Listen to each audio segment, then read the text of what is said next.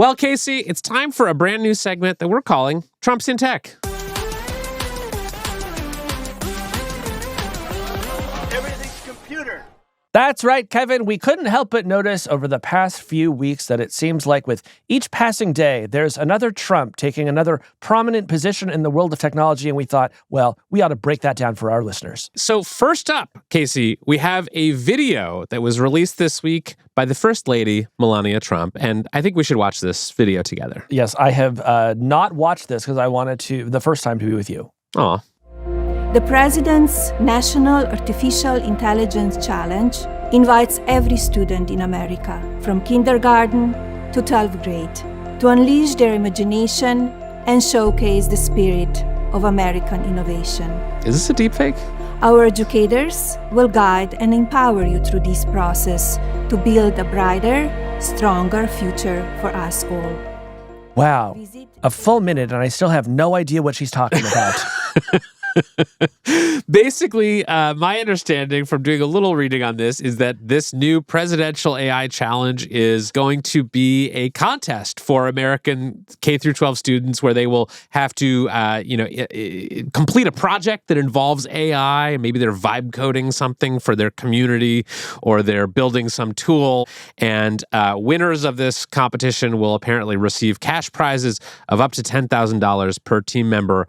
And they are also giving out participation trophies. And cloud credits, Kevin. Do you remember when you were 8 and how much you wanted cloud credits? Well, now you can get them, and all you have to do is create an enormous amount of slop while you could be learning math. Okay, so you are not a fan of the presidential AI challenge, I take it. Well, look, I think these kids are going to find their way to AI just fine for the simple reason that it does their homework on their behalf. So I think in order to sort of advance the ball further, you've got to give them a pretty specific project to, get their attention. And based on what the First Lady just said, I truly have no idea what these children are supposed to do. There will be a challenge, and they will be given prizes at the end of it for doing something AI America. Did you know that Melania Trump, our First Lady, was so into AI? Well, apparently she got into it because she used an 11 Labs clone of her voice to voice her audiobook. I don't know if you've had a chance to read her book yet. Well, I listened to the whole thing. What'd you think? That's not true. I didn't. Okay.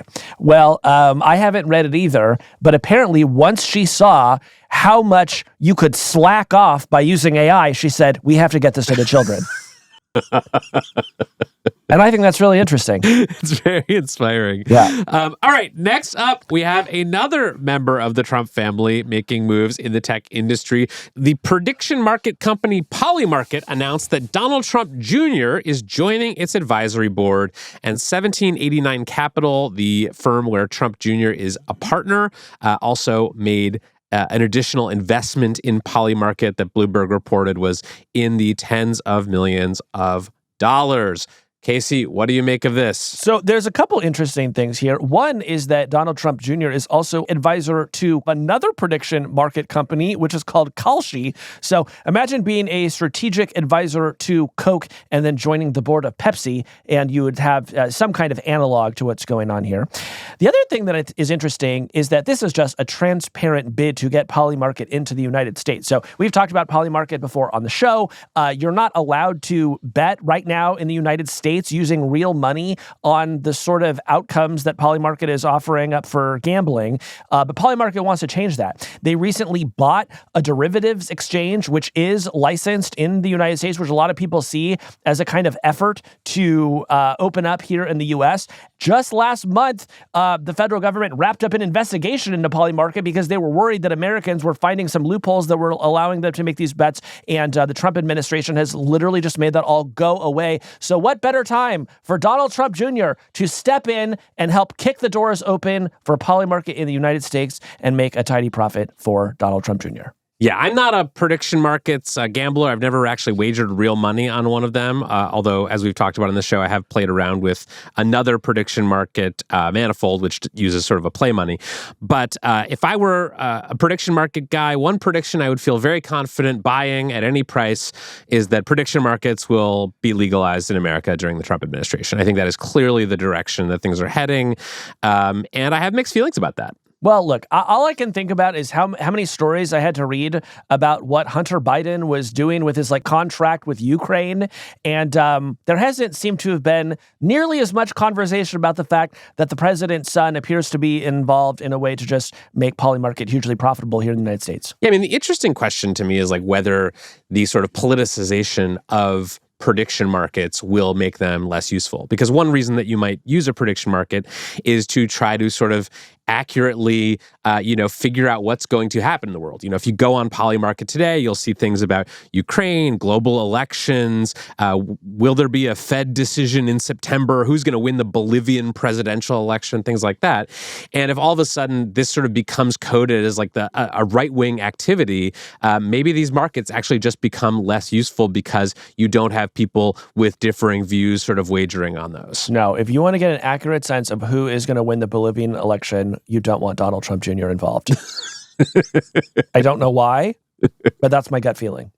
Okay, next up, we have a story about Trump Media, the president's sort of family media conglomerate, which is launching a new company in partnership with Crypto.com. Now, we have talked many times about the Trump family's various crypto investments and entanglements on this show, but CoinDesk reported this week on a new deal involving Trump Media buying about $105 million worth of something called CRO, or Chronos. That is a token issued by Crypto.com.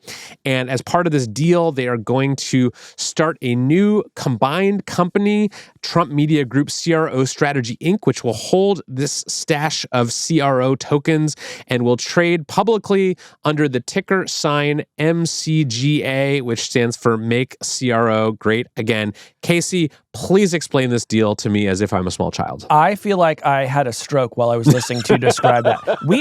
We've talked about quantum physics on this show, and I had an easier time understanding it than I did trying to tear apart what is happening between Trump Media and Crypto.com. At a high level, I think the thing to know is that Trump Media's fortunes are now more closely intertwined with Crypto.com. I know Crypto.com as the company that renamed what used to be the Staples Center in Los Angeles, and it did that much maligned ad where they got Hollywood celebrities like Matt Damon to talk up the virtues of crypto shortly before crypto massively crashed. But crypto's back now, and they have a deal with the Trump administration. What does it mean? Look, to really understand what this means, you would have to buy a CRO, and I absolutely do not recommend doing that. Yes, we can't give investment advice on this show, but I think it's safe to say that is a risky one. As part of this deal, I'm interested in how they are planning to integrate this new token into Truth Social. One of the announcements that came out of this deal was that this CRO token would be used as what's known as a utility token on the president's social network. Basically, there are these things on Truth Social called gems, which I guess are like some kind of upvote or something. I'm not a big truther, so I'm not sure exactly what gems are. But anyway, they'll be able at some point in the future to convert those into units of this CRO cryptocurrency so you could get paid for your unhinged posts. Well, several years ago, I got a lot of engagement on Truth Social for posting that Joe Biden had won the 2020 presidential election. They did not want to hear that over there. And now I'm wondering if I could turn that into some sweet, sweet CRO. Yeah. Only one way to find out. To me, this is just of a piece with the other crypto investments that we've seen the Trump family make. Eric Trump, in particular, is sort of all in on crypto, and they have found a lot of ways, some sketchier seeming than others, to profit off of their investments in these companies. And what's the least sketchy way that they've made a profit from their investments, would you say?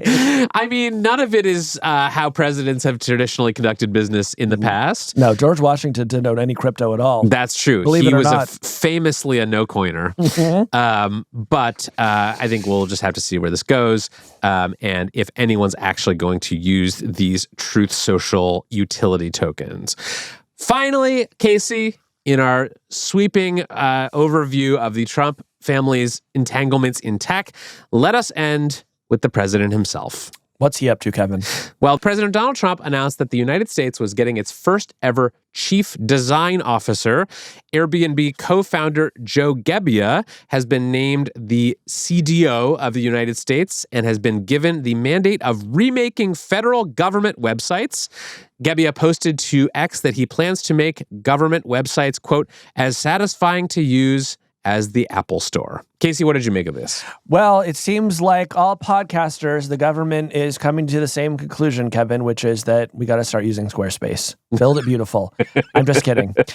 No, actually, I had a lot of anxiety when I read this, Kevin, because I thought, while government websites have many detriments and flaws, the one thing that they have not had historically is a cleaning fee. But now that you have the co-founder of Airbnb taking over, I'm nervous.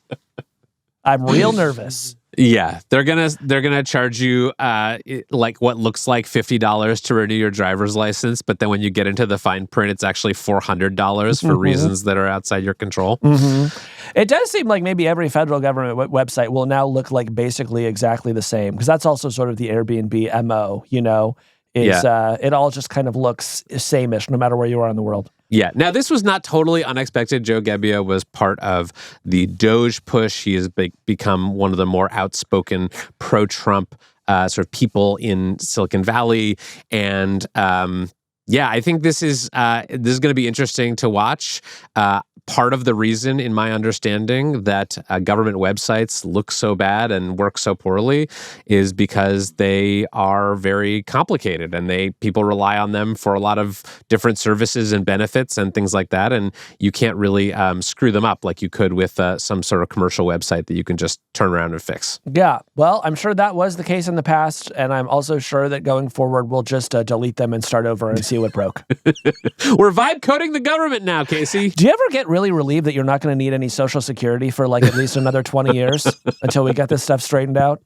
I do. Yes, let's fix the websites. And that was Trump's in Tech.